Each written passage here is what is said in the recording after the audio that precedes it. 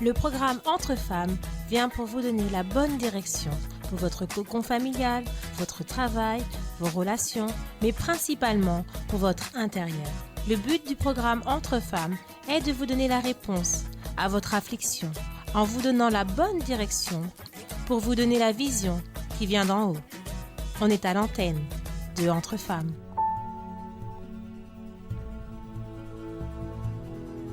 Chers amis, bienvenue à notre Entre femmes d'aujourd'hui, toujours avec Monique. Bonjour Monique. Bonjour madame. Comment allez-vous? Toujours dans le propos Toujours. de Georges Muller. Nous sommes en train d'arriver à la fin, disons, de ce propos, puisque ce mardi sera la dernière semaine. Certainement, on aura une fermeture du propos la semaine prochaine, avec d'autres témoignages. Et c'est vrai que l'autre semaine, nous avons parlé sur le don de soi, le véritable don de soi, qui doit être total.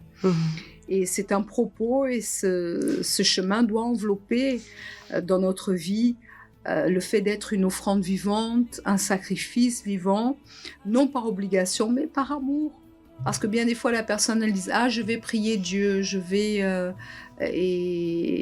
rester juste dans la prière. » Dieu n'attend pas seulement une prière, il attend un enveloppement dans notre part. Et quand on s'enveloppe dans un propos, quand on a une direction par rapport à une prière que nous faisons, c'est parce que nous déposons en Dieu une confiance et nous croyons en sa direction et nous croyons qu'il va faire l'extraordinaire et qu'il va honorer notre confiance. C'est pas seulement une question de prière vide, c'est pas seulement une question de prière automatique, c'est pas seulement une question d'un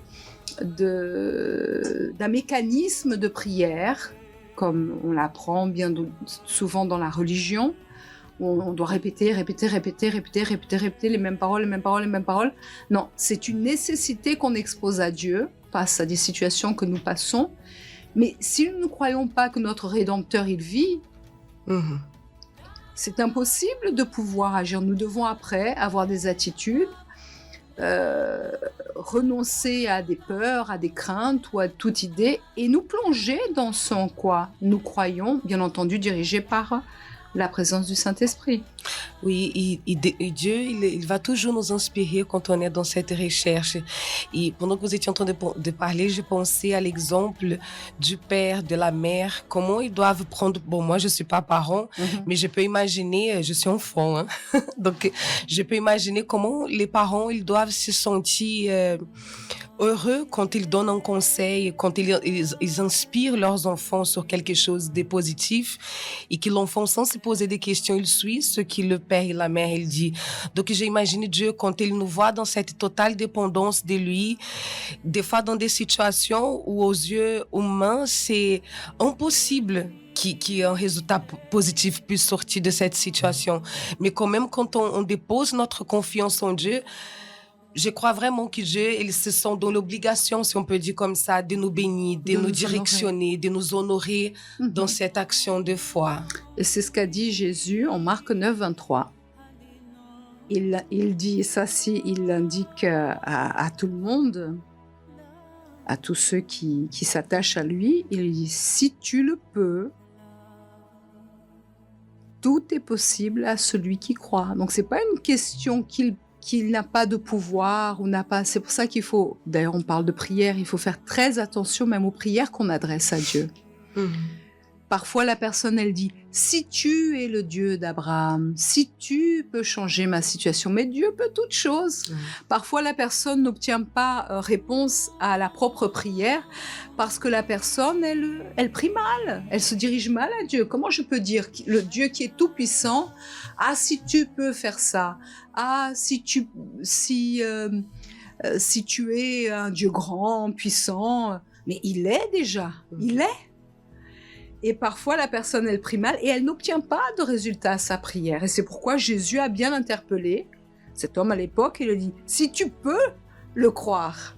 C'est pas si je peux faire quelque chose, c'est si tu peux le croire, si tu peux croire à ce que tu demandes et à ce que tu veux. À ce moment-là, tout est possible à celui qui croit. parce que moi je ne change pas, mon pouvoir ne change pas. Et c'est pourquoi beaucoup de personnes finissent par tourner en rond, finissent par remettre en question même la grandeur et la gloire de Dieu, s'adressent même de manière inconvéniente à Dieu et finissent par rester sur le chemin et perdre du temps et ne rien obtenir de Dieu. Donc il doit y avoir cette révérence, il doit y avoir aussi ce sacrifice, parce que lorsque la personne elle dit « Ah mais les choses ne changent pas », si tu le peux, Dieu, agis. Mais c'est facile de dire et ne pas avoir d'attitude face à ce qu'on croit. Oui, bon, je crois personnellement que quand une personne parle comme ça, elle n'est pas en train de croire vraiment que Dieu il va pouvoir le faire. Et comme vous avez dit, la personne elle parle d'une manière inconvéniente devant Dieu. Elle diminue Dieu, elle ne se met pas déjà à sa place. Parce que Dieu est Dieu, il sera toujours. Donc, c'est pas bien de s'adresser à Dieu de cette manière. Tout à fait. Et des fois même, excusez-moi, même des fois cachées, d'une foi audacieuse. Oui. Et ça n'a rien à voir. Et après, quelque chose quelque chose arrive, parce que bien entendu, le mal n'est pas sourd et n'est pas aveugle à l'attitude de la personne. Il voit que la personne est dans le doute, dans l'incertitude, et va créer certaines situations pour que la personne, elle reste, qu'elle alimente après. Et qu'en plus, elle réclame de Dieu. Mais j'ai demandé ça, et regarde ce qui se passe, ce qui arrive. Et après, se compare pourquoi l'un est béni, l'autre n'est pas. Moi, je ne suis pas béni. Et la personne reste dans cet engrenage. Mais le cas est de savoir si tu le peux, si tu peux croire, si nous pouvons croire, tout sera possible. Et c'est pourquoi nous avons aussi, aujourd'hui, quelqu'un qui a vu l'impossible, c'est ça, arriver dans sa propre vie. Peut-être qu'avant, vous aviez un profil un petit peu différent. Et aujourd'hui, à cause du fait que vous avez plongé dans la parole de Dieu, dans cette croyance qui n'est pas stagnée, mais dans une coopération avec l'Esprit de Dieu, les choses peuvent prendre un autre cours. Oui, c'est ça. Et qui est derrière ce oui, c'est ça? C'est Victoria, de la branche de Paris. De Paris, vous la connaissez bien alors, Monique? Oui, vous avez eu vent aussi de son témoignage récent? Oui. Alors racontez-nous la petite histoire. Déjà, Victoria, qui étiez-vous? Est-ce que vous aviez cette foi audacieuse qui faisait déplacer les montagnes, qui changeait le cours avant? Pas du tout. Comment se définissait ou comment se définit Victoria avant ce propos? En fait, j'étais très passive et distraite et aussi très indépendante, dans le sens où, comme ça avait été dit dans d'autres interventions, je me disais je vais pas déranger Dieu pour ça. À cause de mon parcours de vie, j'avais honte en fait de qui j'étais devant Dieu, donc j'arrivais pas. Dans quel sens, pour que les gens comprennent mieux? Parce que par exemple toutes les choses qui étaient cachées en moi, le péché, les mauvais sentiments, les mauvaises émotions qu'on peut ressentir, pour moi c'était un affront en fait. Je pouvais pas avoir ce genre de sentiments, et en fait quand j'avais ce genre de sentiments, quand j'étais en train de pécher, en fait je me sentais tellement mal. En fait je me disais, je vais pas parler à Dieu de ça. Je vais pas demander à Dieu de l'aide. Parce qu'en fait, j'étais vraiment comme ça, Dieu va me punir. J'étais vraiment dans cet engrenage-là, on écoute, Monique, à l'église, tant de paroles que Dieu agit et Dieu donne une opportunité, une chance. Vous avez pratiquement grandi à l'église. Oui. Oui, j'ai fait toute mon adolescence. On ne parle pas de ça. Non. En fait, je suis arrivée pendant l'adolescence au groupe jeune. Mais en fait, je suis restée très longtemps religieuse, parce qu'on venait déjà d'une famille religieuse. Et c'est des idées incrustées dans votre entendement et pensée?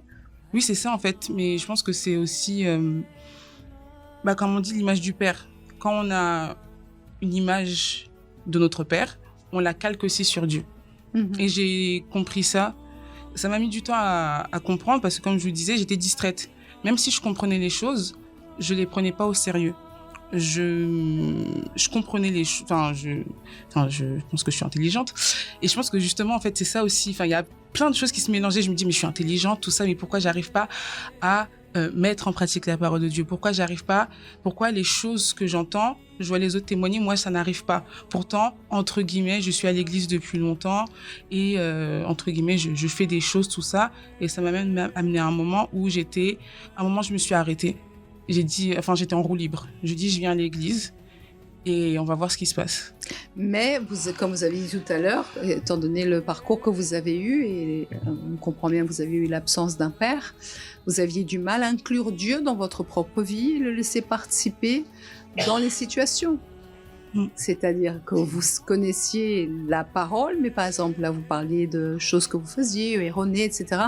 Vous aviez du mal à lui demander son aide, qu'il vienne vous aider, qu'il vienne vous diriger, comme vous avez expliqué aussi que vous étiez assez indépendante, vous aviez du mal à l'insérer, à l'inclure dans votre propre vie. Donc, c'est pour ça que les situations restaient stagnées. Ouais, exactement.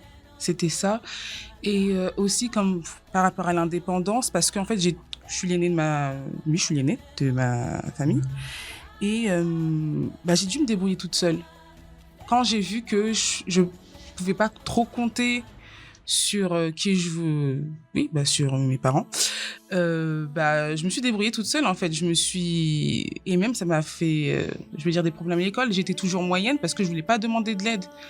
Et j'étais toujours comme ça, tout mon parcours scolaire. J'ai eu beaucoup de regrets parce qu'en fait, je demandais pas d'aide. Et vous le définissez aujourd'hui comment ? Une peur d'échouer. Une peur d'échouer aussi, c'est de l'orgueil. Quand on est petit, on s'en rend pas compte, mais au fur et à mesure qu'on grandit, c'est de l'orgueil de s'abaisser, on va dire, et de demander de l'aide à quelqu'un. Même ma mère, des fois, elle me demandait, t'as besoin d'aide pour tes devoirs, tout ça. Je disais non. Et je fuyais aussi. Pour moi, la réalité, elle était trop dure. Et je me sentais trop faible. Je me disais, je vais jamais y arriver, je vais pas réussir.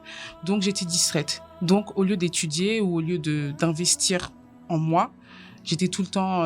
maintenant, on connaît les réseaux sociaux, ce que c'est sur mon téléphone, les séries... les mangas. Exactement, les mangas, les animés. Aussi, les vices, la pornographie, la masturbation. Il y avait aussi un truc très spécifique qui s'appelait les scans. Et en fait, c'est des... C'est quoi, les scans ? Les scans. Alors, ce sont des mangas qui sont scannés sur Internet.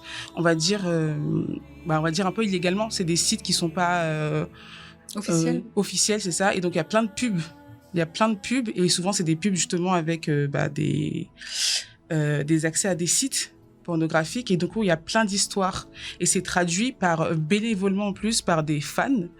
Et on peut trouver tout, mais vraiment tout. Et n'importe quoi. Tout, ouais, vraiment tout. Donc en fait, ces histoires de manga, c'est en fait un fléau. Un hameçon. Ouais. Pour qu'après, les jeunes soient viciés sur des sites de pornographie et pour les amener à des choses qui soient incorrectes et pour les mener à se perdre, en gros. Exactement. Et il y a même un genre spécial qui s'appelle le hentai. C'est de la pornographie en manga. Ce sont des BD pornographiques. Et il y a tout. Et donc ça vicie et très jeunes, parce que les mangas très jeunes, beaucoup s'attachent à ce genre de choses de manière innocente au début, parce que c'est un petit peu comme votre histoire pour s'évader face à la réalité. Exactement. Que la personne elle vit, l'absence des parents ou d'un père, ou le fait de se sentir vide. Donc la personne elle va s'attacher à ce genre de choses. Et ça aussi vicie la pensée, parce que la personne, si elle est attachée à ce genre de choses, comment elle a la condition de réfléchir. Après, si elle s'insère de plus en plus dans ce genre de situation, comment elle va croire en elle-même, puisqu'elle tombe dans des vices qui la diminuent, la dévalorisent, parce qu'après il y a un minimum d'intelligence. Mais comment j'ai pu tomber dans cela? Mais même ainsi, comme c'est quelque chose qui vicie, la personne elle n'arrive pas à sortir de cet engrenage. Oui, c'est ça. Donc c'était compliqué. Même en venant à l'église, j'ai traîné ça pendant longtemps. Combien de temps? Là, ça fait plus d'une dizaine d'années. En fait, c'est vraiment crescendo, parce que ça a commencé à quel âge? À quel âge? Le plus tôt que je me souvienne, c'était 7 ans. En fait, à 7 ans, ça a commencé avec la masturbation. Mais en fait, j'ai jamais su d'où ça venait. Et en fait, en grandissant, on fait un truc innocent, on continue. Et quand on commence justement à connaître, on a un téléphone, on va sur Internet et on tape porno sur le site de sur le site de j'étais au collège. Je pense que ça a commencé au collège. En fait, ça fait tellement longtemps. On va dire le plus loin que je me souvienne, 13-14 ans. Jusqu'à 20... En fait, assez récemment, 2-3 ans. 2-3 ans. Parce qu'en fait, ça... On va dire, c'était toujours un cercle vicieux. Quand je faisais pas attention à ma foi, en fait, c'est comme s'il y avait ce manque. J'avais besoin de m'accrocher à quelque chose. Quand j'étais pas, on va dire, j'agissais pas ma foi, je me disais, il manque un truc. C'est comme si je m'ennuyais dans ma foi. C'était trop bizarre. Et en fait... tout ce que j'avais arrêté, je reprenais tout, en fait. Parce que je me disais, c'est pas grave. Parce que, en fait, au début, il y a on va dire, entre guillemets, il y a des mangas, des animés qui sont inoffensifs, c'est des histoires d'amour, tout ça. Et on regarde ça. Après, comme on se rend pas compte, on est anesthésié. Et on se dit, on va retourner encore dans... Victoria, ça rappelle un peu, parce qu'à l'époque, il y avait des livres, les gens aimaient bien, par exemple, les femmes aimaient bien les histoires d'Arlequin, les histoires, d'amour, Exactement. les histoires... Et en réalité, et aujourd'hui, il y a beaucoup de choses qui sont divulguées, même sur Internet, des histoires d'amour. Ils commencent à divulguer des films. Après, il faut s'inscrire, je ne sais où et je ne sais où. Oui. Donc, ça commence comme ça. Après, ils prennent vos coordonnées aussi. Aujourd'hui, ça doit être ça, parce qu'on doit s'inscrire pour aller plus loin. Donc, c'est des histoires à l'eau de rose et d'amour, etc. Sauf qu'après, la personne, comme elle est seule et elle veut être aimée, elle rentre encore plus, elle veut plus rentrer dans l'illusion. Moi, je me rappelle qu'il y avait pas mal de choses comme ça, des histoires d'amour, où les gens lisaient et vivaient une histoire d'amour, vivaient, vous savez, dans l'illusion. Sauf qu'aujourd'hui, c'est visuel, c'est à portée de main dans les téléphones, etc. Et ça, c'est vraiment un appât pour toutes les jeunes filles qui sont désespérées, qui sont affligées, qui sont seules, qui n'ont pas eu de référence dans leur famille, etc. Donc, la personne, ça vicie. Elle a une histoire, elle s'entend tellement bien parce que les histoires d'amour pour les jeunes filles, comme c'est bien, et elle veut vouloir plus, elle veut lire plus, elle veut voir plus. Sauf que, comme vous avez dit, ça va en train de croître dans aujourd'hui la vulgarité et dans la pornographie, et certainement des choses assez dures, parce que des images que vous aviez des mangas ou de je ne sais quoi, c'est comme si on avait, je sais pas, Alice au pays des merveilles ou je sais pas, Blanche-Neige avec les 7 nains, et tout d'un coup ça se transforme en dessin animé pornographique. Et c'est exactement ça. C'est incroyable, il y a de tout. On part d'histoires originales et ce que vous dites, je l'ai vu aussi. Tous les films, tous les dessins animés, tout ce qui existe, même pour les enfants, donc tout ça attire, peut être transformé en ça. Parce que les enfants sont attirés par ce genre de contenu, et Walt Disney, c'est une dépravation. Et les enfants rêvent, les enfants veulent, et tout d'un coup, ils les mènent à rentrer dans un monde qui va les vicier. Oui, imaginaire. Donc, ils sont touchés par des choses qui les mènent à être dans une illusion, à avoir une vie. Sauf que tout d'un coup, c'est plus l'imagination, c'est avoir une vie parallèle. Et ça, vous aviez comme une double vie qui était occulte, personne ne savait. Oui, personne. Non, personne. Après, c'est aussi, j'imagine, à un moment donné, un peu lourd à porter et un peu honteux. Oui, c'est ça. Parce que vous êtes à l'église. Bon, votre maman aussi, votre famille est là depuis quelque temps.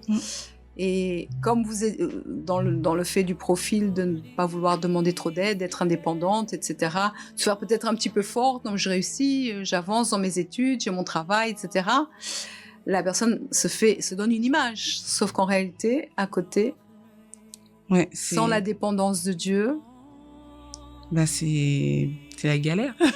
C'est la galère, parce que pour se relever, et comment vous avez pu vous relever Vous participez aussi aux rencontres du Goldioud Autosoutien. Bientôt, il va y avoir, profitons, il va y avoir la rencontre samedi prochain en ligne et le samedi d'après. Donc, vous pouvez déjà commencer à inviter. Le premier samedi du mois d'octobre, nous aurons notre rencontre spéciale de l'autosoutien. Est-ce que ces rencontres vous ont éveillé, vous ont aidé, vous ont montré qu'il fallait aussi sortir un petit peu, vous ont valorisé, montré que vous aviez de la valeur au-delà de tout ce que vous viviez?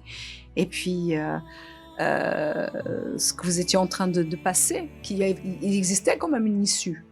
Oui. Ce qui j'aime bien avec les réunions du Goldioud, en fait, on montre une image de la femme différente de celle du monde. Parce qu'en fait, j'étais pas trop d'accord avec l'image qu'on avait du monde et j'étais en train de me dire, il y a forcément autre chose. Et en fait, les réunions du Goldioud, on montre qu'on peut être une femme forte sans pour autant écraser les autres, sans pour autant écraser les hommes. Et moi, j'admire beaucoup ça, en fait. Même quand on le voit, on voit les épouses à l'église ou Madame Christiane, on voit qu'elles savent qui elles sont, mais elles n'ont pas besoin de parler mal d'un homme ou de s'imposer. De s'imposer ou de revendiquer des choses qui n'existent pas. Et ça m'a beaucoup aidée, surtout par rapport au passé. Aussi, ce qui m'a marqué, il y a une réunion qui m'a marquée, c'est celle qui est forte et qui demande jamais d'aide. Celle qui doit lâcher les armes. Exactement. Et c'est ça en fait. Tout le temps en fait, j'ai vu que je mettais une carapace, je me faisais passer de forte, mais en fait justement, j'étais pas forte du tout. Je me voyais en fait encore comme une petite fille toute fragile qui avait besoin de protection en fait. Et j'ai commencé aussi à arrêter de vouloir montrer quelque chose que j'étais pas. Des fois en fait, je me montrais comme si quelqu'un d'intouchable, d'inatteignable, de mystérieux, tout ça. Mais en fait, j'ai dit mais ça sert à rien parce que ça éloigne les gens de moi. Et ça met un mur. Voilà, ça met un mur. Et après, à l'église, on respecte, Monique. Si la personne, elle veut rester dans ce sens, on ne va pas plonger, s'immiscer dans la vie des gens pour lui dire quoi que ce soit. Surtout que si le Saint-Esprit n'a pas commencé à faire son œuvre, disons, n'a pas pu encore, parce que la personne, elle n'a pas voulu encore, on ne peut pas dire quoi que ce soit ou dire... étiqueter la personne de ceci, de cela. C'est la personne qui doit laisser une ouverture au Saint-Esprit. C'est ce que vous avez commencé à faire. Oui, c'est ça. Après, voilà, c'est drôle parce qu'en fait, aussi Dieu, tant qu'on n'a pas changé quelque chose, il va tout le temps nous dire la même chose. Et c'était... Mais voilà, comme on dit, c'est une carapace qui était dure à casser. Donc, petit à petit, en fait, ça se brise. Donc, chaque réunion... Je voyais, on va dire, ce côté de moi que je devais changer, en fait. Sans accusation?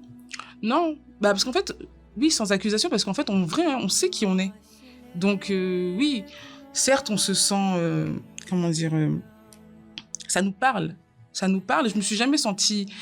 C'est dingue, parce que quand je suis d'accord avec ce qui est dit, mais il y a toujours cette bataille, on va dire, entre la chair et l'esprit, en fait. On est dans l'émotion, mais est-ce que je vais réussir? Est-ce que je vais y arriver? Comment je vais faire? J'ai peur, tout ça.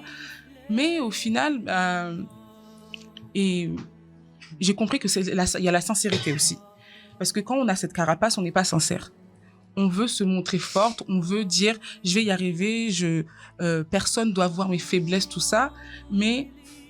on n'y arrive pas. Ouais. On n'y arrive pas. En fait, il faut se remettre... J'ai dû me remettre dans cette position de j'ai besoin d'aide.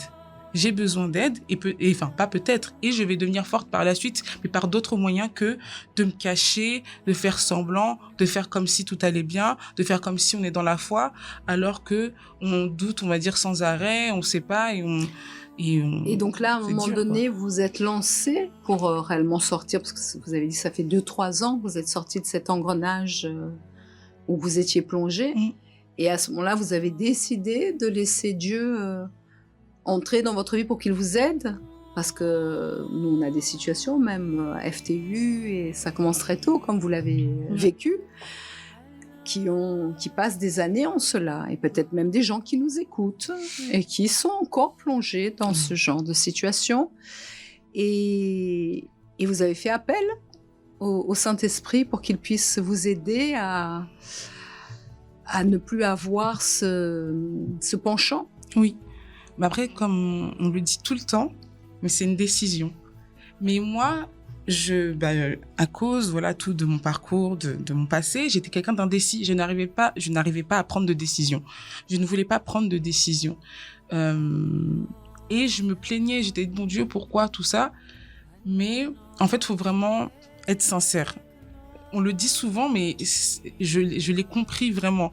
C'est la sincérité qui va nous amener à être délivrés de tout ça. C'est être vrai devant Dieu. Voilà, ça, il n'y a pas autre chose. Et la parole, parce qu'en fait, aussi, si on s'alimente que de ça, la parole, elle n'a pas d'espace, en fait, pour contrecarrer ça. Parce que c'est comme si on était plus convaincus parce que le diable nous dit, convaincus parce qu'on lit, que parce que la parole de Dieu nous dit. Et en fait, plus j'étais sincère avec Dieu, plus je cherchais à savoir ce que voulait Dieu.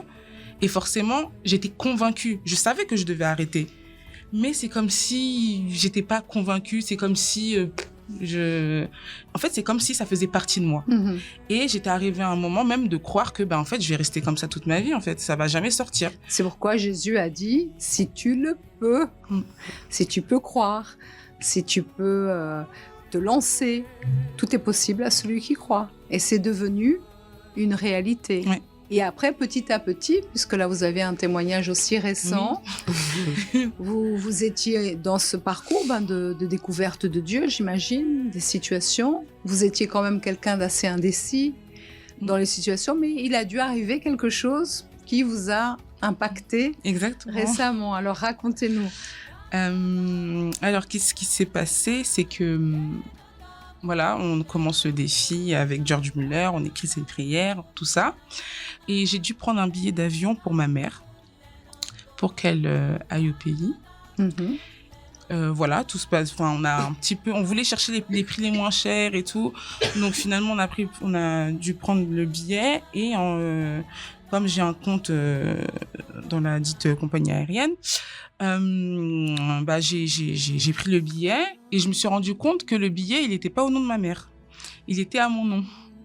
Ils ont dû prendre, comme vous aviez un dossier. Exactement, voilà, c'est ça. Directement prendre. Comme j'avais un compte fidélité sur le site, j'étais persuadée d'avoir changé le nom, mais en fait, je pense que par inadvertance, j'ai pas fait attention. Comme j'avais fait beaucoup de retours en arrière, parce que voilà. Chercher les dates. Exactement. Et puis, il y avait même, quand je suis retournée sur le compte, il y avait 3 billets d'avion qui attendaient. Donc, en fait, je pense que je me suis un peu mélangée. Et en fait, quand j'ai vu ça, je me suis dit, c'est pas grave, je vais changer, je vais appeler la compagnie aérienne et puis ils vont changer le nom. Donc, en fait, j'ai laissé traîner aussi. Donc, une semaine plus tard, en fait, oui, mardi dernier, j'appelle la compagnie aérienne. Et là, on me dit que c'est interdit de changer le bénéficiaire du billet d'avion. Tout à fait. Après une semaine. Comment vous dire que j'ai pleuré? Pas vraiment pleuré. Et j'avoue, j'ai un peu mal parlé à la dame. En fait, j'étais tellement... Oui, j'étais énervée parce que je trouvais que c'était injuste. Enfin, je veux dire, on prend un billet, on peut pas changer, comment ça se fait? Et il y avait 2 solutions. Soit on annule le billet, mais comme j'ai pris un billet, on va dire, on a pris un billet moins cher.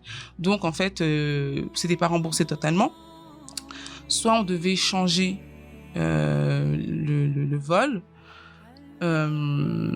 mais en fait, pour un autre vol, et il fallait payer la différence, il fallait payer les frais de modification, patati patata, et c'était pas possible. Et en fait, on s'était même cotisé pour payer le billet avec la famille.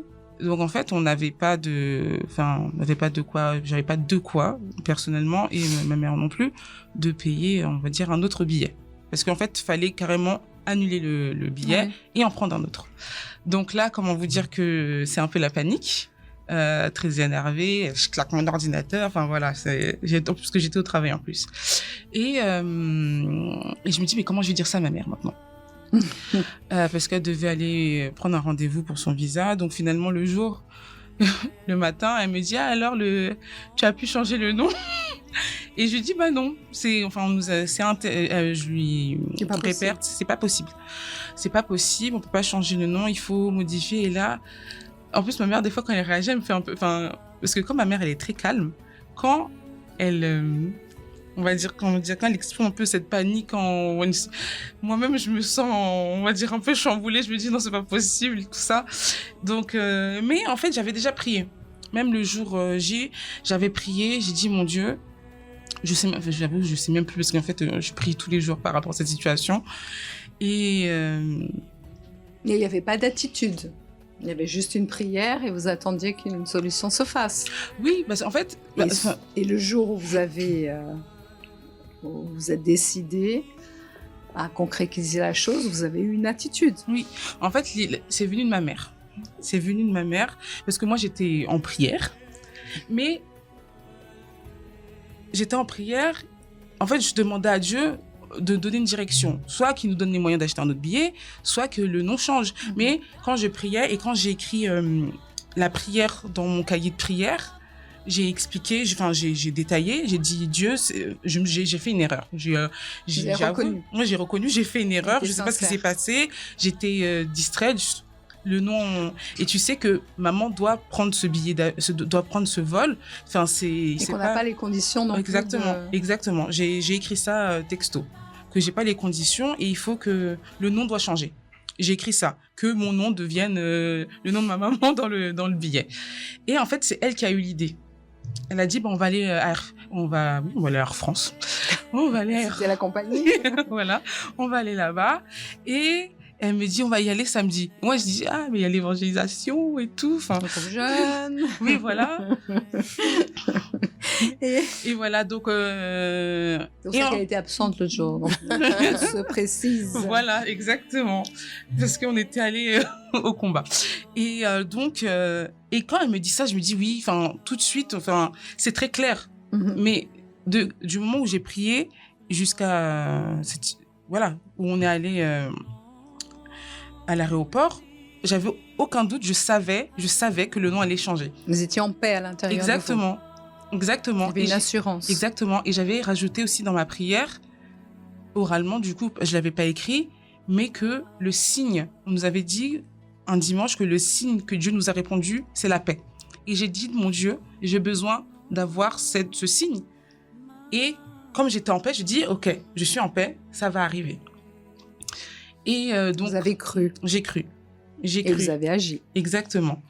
Et samedi, on se lève de bon matin, on démoule un peu difficilement, mais on part avec ma mère, on prend le train, on va à l'aéroport, on regarde le terminal qu'il y a sur le billet, on va au terminal, on nous dit que là où le guichet, le stand pour acheter les billets, c'est dans un terminal, on va dans le terminal. Et là, on arrive devant un réceptionniste, je pense, un agent de... Voilà. Et ma mère lui dit, je viens faire une réclamation. J'ai dit, maman, c'est pas possible. Parce que justement, réclamation veut dire demande sur Internet. Ouais. Et c'est ce qu'il nous a dit. Mais oui, madame, non, réclamation, c'est pas ici. C'est pas ici, c'est sur Internet, regardez, tout ça. Après, ma mère, elle a insisté, elle a dit, je peux vous expliquer quand même la situation. Elle a expliqué, voilà, ce qui s'est passé. On a fait une erreur, le billet est au mauvais nom. Et il a dit, c'est pas possible. Il nous répète, soit il faut modifier le billet, soit il faut annuler et prendre un autre vol. Et donc, moi, je dis, dans ce cas-là, on peut acheter le billet ici. Et il me dit, oui, exactement, il nous laisse entrer. Donc, on attend, on fait Oui, on attend. On nous appelle au guichet. Et comme la dame, on explique la situation à la dame. Et elle nous dit... c'est très fort parce que elle nous dit pas c'est pas possible. Non, elle nous dit donnez-moi vos passeports. Donnez-moi vos passeports, je vais voir ce qu'on peut faire. Et donc en fait déjà quand elle a dit ça, je dis c'est bon. C'est bon parce qu'en fait, on ne arrête pas de nous dire non. Donc s'il y a une ouverture, c'est que c'est bon. Donc, vous avez cru. On a cru. Et donc ma mère aussi, je crois qu'elle m'a inspirée par le Saint-Esprit, elle a aussi ramené son livret de famille parce qu'on n'a pas le même nom, ma mère et moi. Donc en fait, c'est ça aussi, c'est totalement des noms différents et il y a aucun voilà. Donc les livrets de famille prouvent que c'est bien ma mère. Donc voilà. Et donc elle prend nos passeports, elle prend le billet, elle prend la réservation et elle va voir son manager et ma mère et moi en fait, on parle je sais pas, on parle de trucs, on parle encore de la situation et tout, mais de manière légère, en fait. Exactement. En fait, dès qu'on était devant le guichet, je savais que c'était plié, en fait. Et donc, elle revient, elle me dit oui, vous avez de la chance, le manager est sympa, on va vous faire le changement. Alors là, bon, je vais pas montrer, mais là, c'est l'explosion de joie à l'intérieur de moi. Parce que, en fait, on n'a pas le droit, c'est interdit. Bon, après, on sait qu'il y a toujours des clauses, des choses comme ça, mais bon, personne ne les lit jamais, donc on ne sait pas. Et voilà, ce qui se passe, c'est que c'est la main de Dieu. Voilà, exactement. Le manager est sympa, mais qui a mis les personnes juste au moment juste. Exactement. Et aussi parce que vous avez persévéré, parce que Monique, parfois la personne elle écoute un non, encore un non, et non. Alors on retourne en arrière. Et en plus la maman dit une réclamation. C'est une réclamation.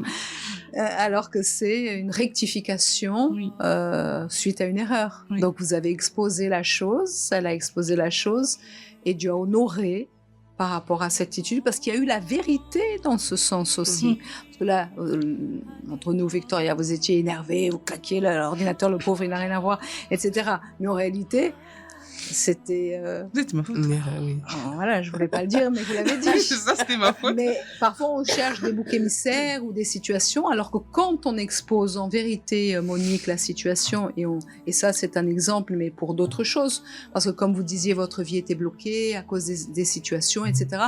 Mais quand vous avez été sincère envers Dieu et vous avez exposé qui vous étiez, et vous avez dit, Seigneur, j'ai besoin de changer de vie, il vous a aidé. Là, quand vous avez eu cette situation qui est impossible, c'est... En général, s'il y a la personne où elle peut échanger de billets, elle peut faire autre chose ou reporter ou quoi que ce soit, mais pas changer de nom.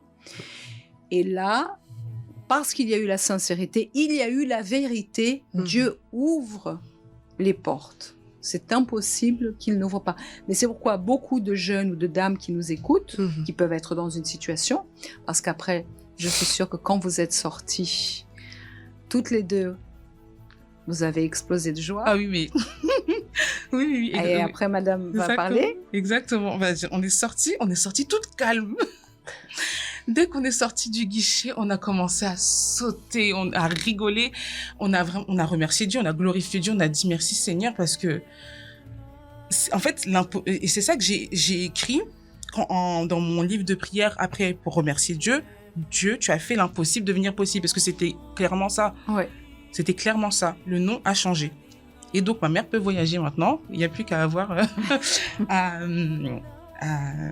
faire la demande pour le visa, mais ça, c'est... C'est simple. Oui. Et ça vous a donné donc la force pour pouvoir continuer sur ce chemin. Et il vous montre, avant vous vous sentiez accusé, aujourd'hui vous montre clairement que si vous croyez seulement, tout est possible. Oui. Et en fait, je me sentais... Parce que justement, dans des genres de situations-là, j'avais tendance à être dans les émotions, à me plaindre et tout. Mais j'ai pas vu comme avec la parole qu'on entend, le défi de George Muller. En fait, on peut pas rester en train de se morfondre. J'ai fait une erreur, ok, on passe à autre chose. Qu'est-ce que je peux faire ? Quelle est la suite ? Il faut que je fasse quelque chose. Et donc, c'est ça, en fait. La première chose que je pouvais faire, c'est prier. Donc, c'est ce que j'ai fait. Et aussi, ce que Dieu m'a montré, c'est que, je sais pas, ça fait un truc dans ma tête. Et j'ai compris pourquoi aussi, j'avais pas le résultat. Parce qu'en fait, je n'agissais pas. En fait, on a prié.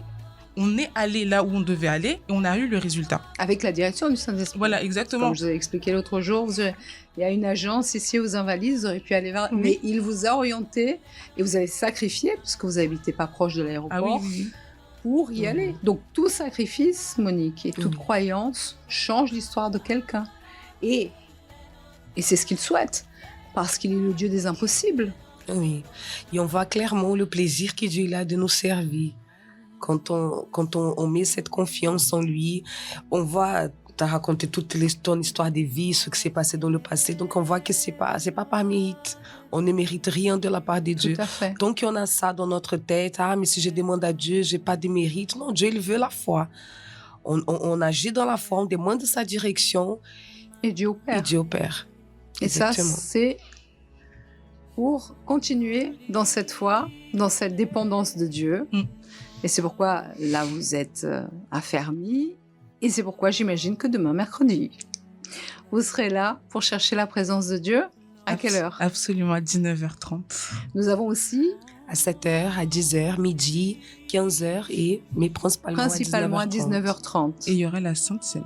Il y aura la Sainte Seine pour encore affermir cette alliance que vous êtes en train de développer avec Dieu. Donc c'est une nouvelle Victoria.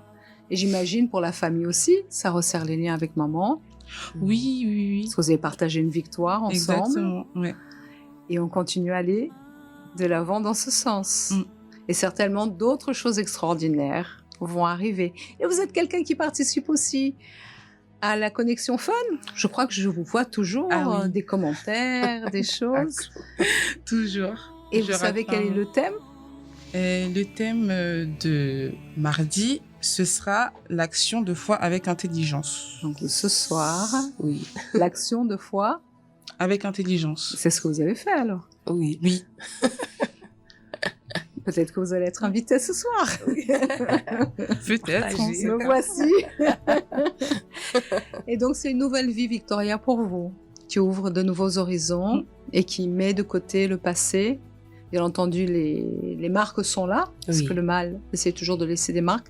Mais aujourd'hui, c'est de bonnes marques parce que vous avez témoigné et vous pouvez donner aussi l'opportunité à d'autres qui se sentaient faibles, désespérés, accusés, de pouvoir aussi, si tant soit peu la personne, elle croit, tout est possible à cette personne. C'est ça. Et si je peux me permettre de rajouter, c'est un début. En fait, maintenant, je comprends l'importance de tout demander à Dieu. Mais tout. Des fois, j'entendais, quand je demandais à Dieu pour faire la cuisine, je me disais, mais ça n'a pas de sens.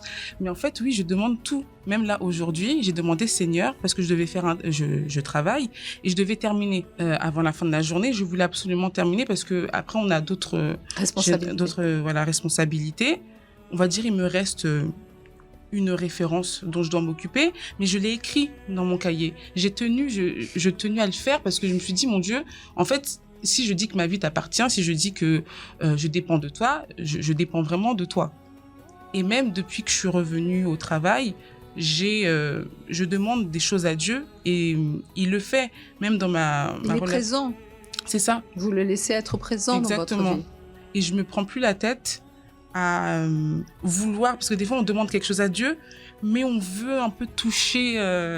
On veut faire à notre manière. Exactement. Prendre les devants. Exactement. Maintenant, je reste en esprit, je ne me laisse pas dominer par les émotions et j'analyse, je reste attentive à ce que je fais pour que Dieu puisse me guider aussi. Par le Saint-Esprit. Voilà. Donc, c'est une nouvelle vie, une nouvelle Victoria.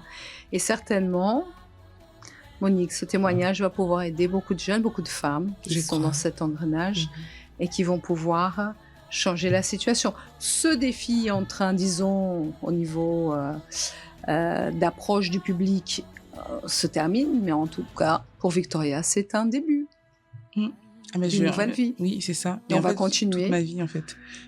Toute ma vie, je prévois beaucoup de cahiers. Très bien. Écoutez, ça a été un plaisir d'être avec vous. Demain, donc nous serons ici, 19h30. Paris, 254 du Faubourg Saint-Martin, métro Louis Blanc, Stalingrad, Jaurès, ligne 2, 577 bis du métro parisien. Et nous invitons tout le monde à participer, que ce soit ici à Paris ou dans le centre d'accueil local. N'oubliez pas, on a eu la promenade de l'amour ce samedi. Jeudi, 19h30, on continue à investir dans son intimité avec Dieu. Et nous aurons bientôt la rencontre de l'autosoutien qui aide des femmes à se valoriser, à croire qu'elles peuvent changer le cours de leur vie, peu importe la situation où elles se trouvent. Ça a été un plaisir. Oui, madame. Il y a aussi le livre qui va sortir aussi en français. Oui, le livre sort, on l'attend. De se précipiter, aller acheter ailleurs. En français, il sera là. Il est aux portes, il est au four déjà, pour pouvoir sortir très bientôt. Que Dieu vous bénisse, Victoria. Merci beaucoup. Embrassez bien maman. Merci et également. Ciao, ciao. Ciao, ciao. Ciao. Dieu vous bénisse.